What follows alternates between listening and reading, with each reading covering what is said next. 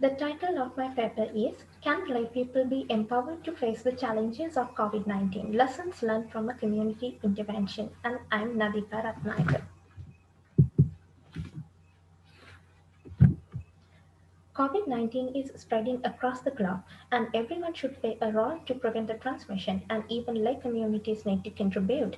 And this process should be owned by the lay communities, and lay communities should be the active partners in this process of preventing COVID-19 transmission. The aim of the present study was to explore whether lay people can be empowered to face the challenges of COVID-19. In 156 abstract, I explained the process, and in brief, this process was led by a group of 4 trained lay community members, and they were trained on health promotion approach from the Department of Health Promotion in Gujarat University. And they are the members in our health promotion advocacy network as well. It was for the first time that a government university allowed lay people to get a training on health promotion, and it was from the Gujarat University. And in the study, at the end of the 5 months, data were collected by using 3 methods. The first one was the lead mothers were maintaining reflective diaries throughout the process.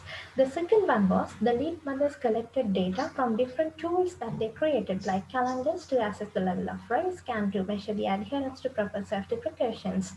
And third one, at the end of the 5 months, telephone interviews were conducted with the lead mothers, and all the data collected by using these means were analyzed thematically. In the pictures, you can see how lead mothers have analyzed the data collected from the tools by using different graphs and all, and these results were sent to the principal investigator monthly. In results, 3 key themes were emerged. The first one was actions to prevent the transmission, and under that, the villagers started to follow proper safety precautions. And people in Anuradhapura identified a common place in their village for a community quarantine center. Its purpose was to quarantine any suspected villager in the future. And mothers identified that tobacco smoking elevates the risk of getting the disease, and they started to take actions to reduce the tobacco smoking and alcohol consumption among villagers. The second key theme emerged was care and support. Villagers started to care about each other and to support each other.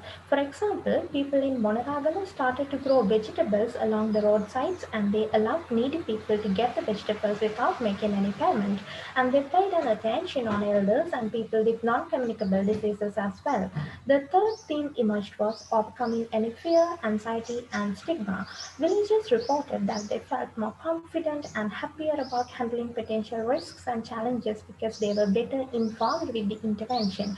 These outcomes were widely published in both printed and electronic media, and through that, we were able to spread this process to other districts of Sri Lanka as well. In conclusion, yes, lay people can be empowered to deal with the challenges of COVID-19, and they could work out mutual safety and supportive measures while protecting themselves and the others. And they became the active agents in handling COVID-related situations in their communities. At the end, I would like to grateful for all the 4 lead mothers who are the co-authors of our study as well. Thank you very much.